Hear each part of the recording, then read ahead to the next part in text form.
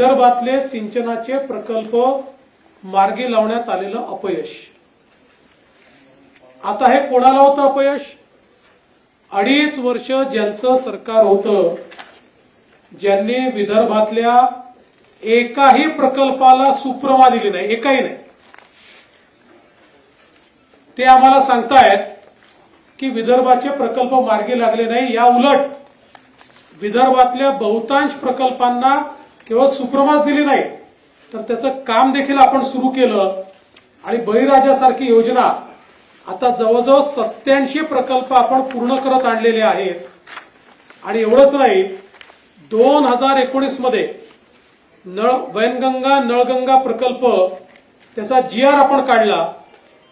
मध्यंतरी सरकारमध्ये त्याची फाईल मुंगीच्या पावला एवढी देखील हलली नाही।